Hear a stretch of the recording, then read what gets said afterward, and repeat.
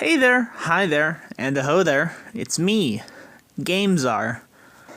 It's me. Today we'll be talking about Julius Caesar and the beginning of the Roman Empire and the fall of the Roman Republic. This is stoned history. I hope you enjoyed the little theme song that I added. I think I'll be using that at the beginning of every single video. Make it little nice and compact. Let me know what you think about it in the comments. But as first, we gotta smoke.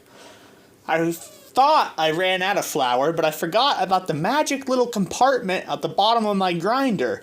So I have a little bit of flour left, just enough for one big bowl. So we're gonna smoke it.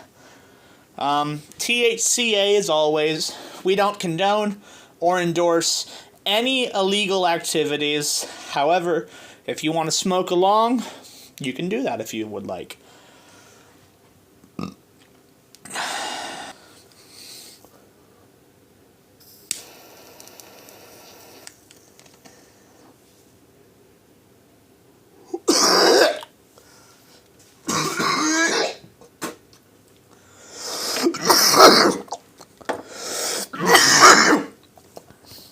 Dry pipes make me cough.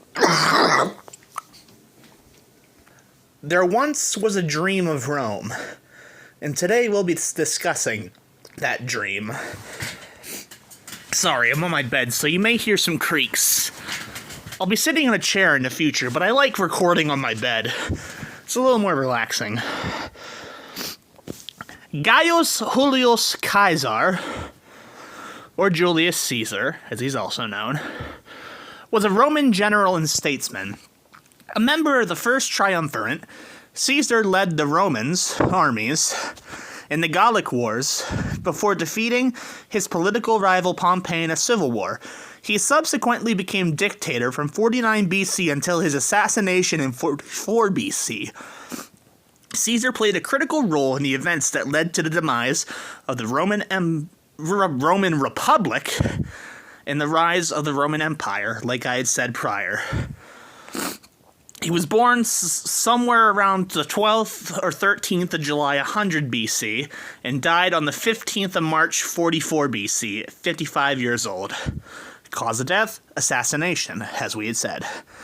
In 60 BC, Caesar, Crassus, and Pompey formed the First Triumvirate, an informal political alliance that dominated Roman politics for several years. Their attempts to amass political power were opposed by many in the Senate, among them Cato the Younger, with the private support of Cicero. Caesar rose to become one of the most powerful politicians in the Roman Republic through a string of military victories in the Gallic Wars, completed by 51 BC, which greatly extended Roman territory. During this time, he both invaded Britain and built a large bridge across the River Rhine. These achievements and support of his veteran army threatened to eclipse the standing of Pompey. The alliance between Caesar and Pompey slowly broke down, and by 50 BC, Pompey had realigned himself with the Senate. With his command expiring and the Gallic Wars, largely concluded, the Senate ordered Caesar to step down from his military command and return to Rome. It might be Gallic, but I think it's Gaelic. In early January 49 BC, Caesar openly defied the Senate by crossing the Rubicon and marching towards Rome at the head of an army. This began Caesar's civil war, which he'd won, leaving him in a position of near unchallenged power and influence in 45 BC. This is where the saying, crossing the Rubicon, comes from. When you make a bold decision where there's no turning back. After assuming control of government and pardoning many of his enemies, Caesar set up vigorous reform and building programs. He created the Julian calendar to replace the Republican lunisolar calendar, reduced the size of the grain dole, settled his veterans in new overseas colonies, and greatly increased the size of the Senate, and extended citizenship communities to Spain to what is now northern Italy. In early 44 BC, he was proclaimed dictator for life, dictator perpetuo. Fearful of his power, domination of the state, and the possibility that he might make himself king, a group of senators led by Brutus and Cassius assassinated Caesar on the Ides of March. A new series of civil wars broke out, and the constitutional government of the Republic was never fully restored. Caesar's great-nephew and adoptive heir Octavian, later known as Augustus, rose to sole power after defeating his enemies 13 years later.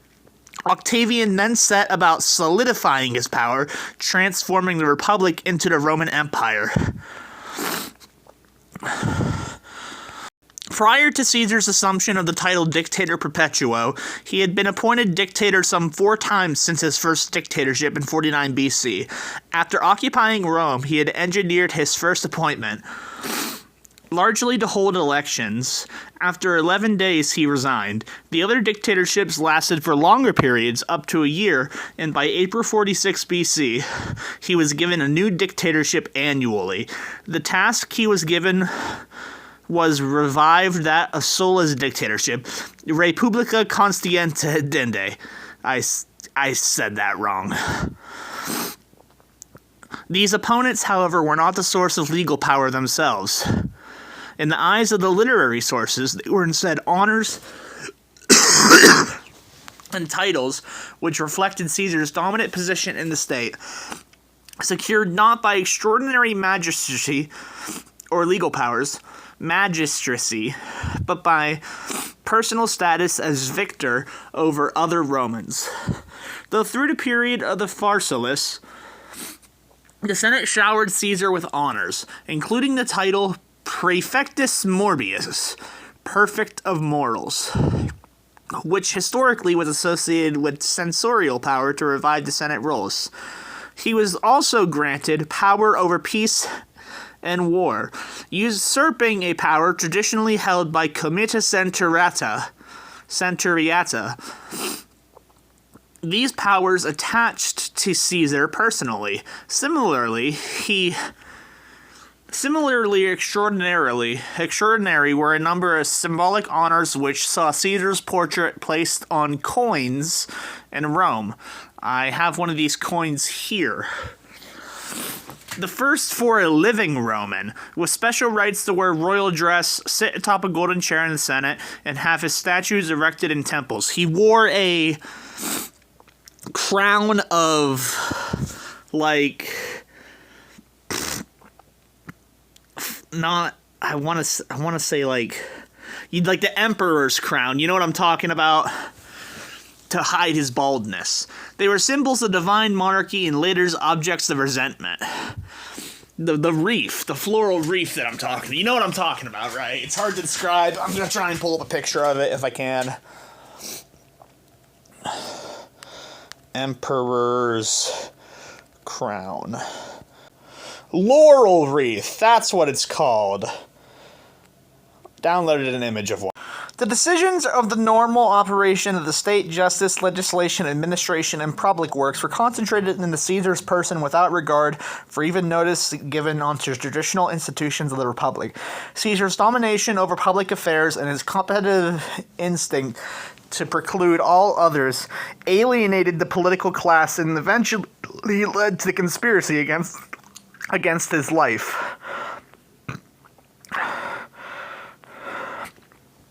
He also took further administrative actions to stabilize his rule and that of the state. Caesar reduced the size of the grain dole from 300,000 down to roughly 150,000 by tightening the qualifications. Special bonuses were offered to families with many children to stall depopulation. Plans were drawn to conduct a census. Citizenship was extended to number of communities in Cisalpine, Gaul, and the Cadiz. During the Civil Wars, Caesar had also instituted a novel debt repayment program. No debts would be forgiven, but they would be paid in kind. Remitted rents up to a certain amount and throwed games distributing food, bread, and circuses. Many of his enemies during the war were pardoned. Caesar's clemency was exalted in his propaganda and temple works, with the extent to cultivate gratitude and draw a contrast between himself and the vengeful dictatorship of Sulla. Essentially, Caesar was doing everything he could to make himself synonymous with power and everything good. A lot like some other leaders in the current age. You know, I'll do this for you, I'll do that for you. But always remember, I'm doing it for you. I'm the one whose name is signed on the stimulus checks. A certain president always likes to remind himself of that. The building program started prior to his expedition to Spain, continued with the construction of the Forum of Caesar and the Temple of Venus Genetix therein. Other public works included an expansion of Ostia's port and a canal through the Corinthian Isthmus were also planned. Very busy with this work, the heavy-handedness which he ignored the Senate, magistrates, and those who came to him visit also alienated many in Rome. Conspiracy and death. Attempts in January 44 BC to call Caesar king, a title associated with arbitrary oppression against citizens, were shut down by 2 tribunes before a supportive crowd. Caesar claiming that the 2 tribunes infringed on his honor by doing so, had them deposed from office and ejected from the Senate. The incident both undermined Caesar's original arguments for pursuing the civil war and angered a public which still revered the tribunes as protectors and popular freedom. Shortly before 15th February 44 BC, he assumed dictatorship for life, putting an end to any hopes that his power would merely be temporary. Transforming his dictatorship, even with a decadal appointment, into one for life clearly showed that all contemporaries that Caesar had no intention to restore a free republic and that no free republic could be restored so long as he was in power. Just days after his assumption of the life dictatorship, he publicly rejected a diadem from Antony at celebrations of the Lupercalia.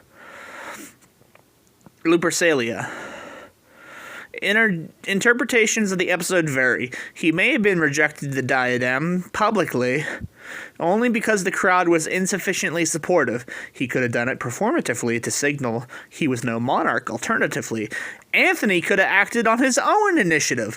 By this point, however, rumor was rife that Caesar, already dressing like a monarch, sought a formal crown, and the episode did little to reassure. The plan to assassinate Caesar had started by the summer of 45 BC. An attempt to recruit Antony was made around that time, though he had declined and gave Caesar no warning. By February 44 BC, there were some 60 conspirators. It is clear that by this time, the victorious Caesarian coalition from the Civil War had broken apart. While most of the conspirators were former Pompeians,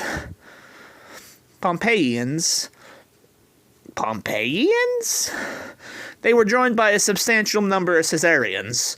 Among their leaders were Gaius Trebonius, consul in 45, Decimus Brutus, consul designate in 42, as well as Cassius and Brutus, both praetors in 44 BC. Trebonius and Decimus had joined Caesar during the war, while Brutus and Cassius had joined Pompey. Other Caesarians involved include Severus Sulpius Galba, Lucius Minicius Bausius, Lucius Tullius Cimber, and Gaius Servilius Cassa.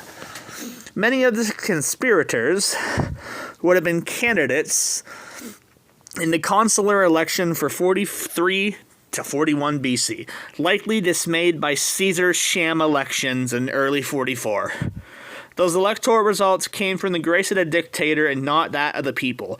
For the Republican elite, this was no substitute for actual popular support. Brutus, who claimed descent from Lucius Junius Brutus, who had driven out the kings of the Gaius Servilius Ahala, who had freed Rome from incipient tyranny, was the main leader of the conspiracy. Let's see if I can find a picture of Brutus. Brutus.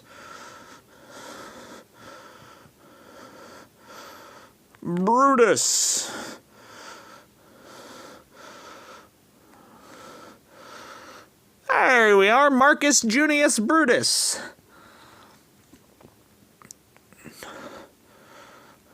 While some news of the conspiracy did leak, Caesar refused to take precautions and rejected escort by a bodyguard. The date decided upon the conspirators were the Ides of March, 3 days before Caesar intended to leave for his Parthian campaign. News of his imminent departure forced the conspirators to move up their plans. The Senate meeting on the 15th would be the last before his departure.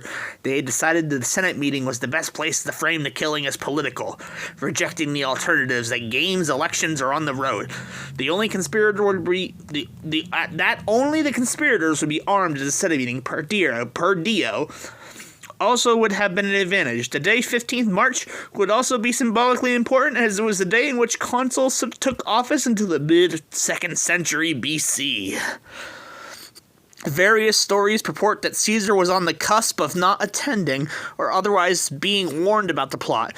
Approached on the golden chair at his foot, the statue of Pompey, the conspirators attacked him with daggers. Whether he fell in silence per Suetonius or after to reply to Brutus's appearance, Kaisu Technon, you too, child, is variantly recorded. He was stabbed at least 23 times and died at once. The aftermath of the assassination. The assassins seized Capitoline Hill after killing the dictator. They then summoned a public meeting in the Forum, where they were then coldly received by the population. They were unable to fully secure the city. Antony inflamed the public against the assassins, which triggered mob violence that lasted for some months before the assassins were forced to flee the city, and then Antony finally acted to suppress it by force. In 44 BC, there was a 7-day cometary outburst that the Romans believed to represent the deification of Caesar, giving it the name Caesar's Comet. On the site of his cremation, the Temple of Caesar was begun by the triumvirs in 42 BC at the east side of the main square of the Roman Forum. Only its altar now remains. The terms of the will were also read to the public. It gave a generous donative to the plebs at the large and left as principal heir of one Gaius Octavius, Caesar's great-nephew then at Apollonia, and adopted him in the will. His legacy.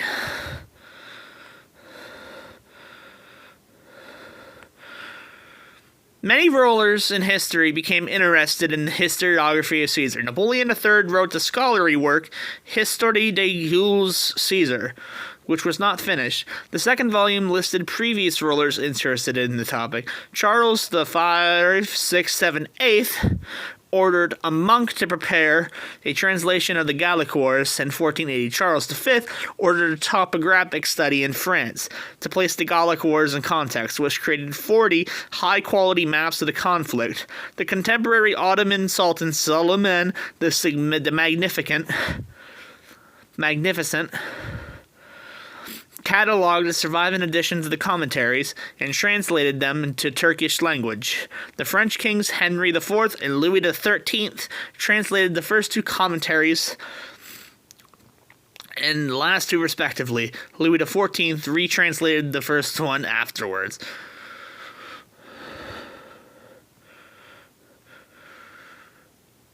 His politics are seen as the main example of Caesarianism, a form of political rule led by charismatic strongman, whose rule is based on a cult of personality, whose rationale is the need to rule by force, establishing a violent social order, and being a regime involving prominence in the military and the government. Other people in history, such as Napoleon Bonaparte, and the Italian Benito Mussolini, has defined themselves as Caesarists. Bonaparte did not only focus on his military career, but also on his relation with the masses, a predecessor to populism. The word is also used as a pejorative manner by critics of this political type of rule. I am not a fan of Caesarism, personally, because it is kind of authoritarian.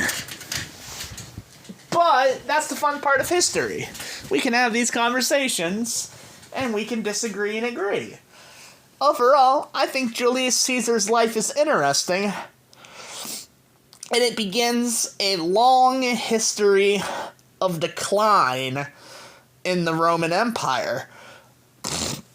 Slowly yet surely, the Roman Empire begins degeneration, starting with Augustus and ending with Nero, which we'll get to Nero eventually. Nero is his own episode of Stoned History, but I have to get more flour before I do that.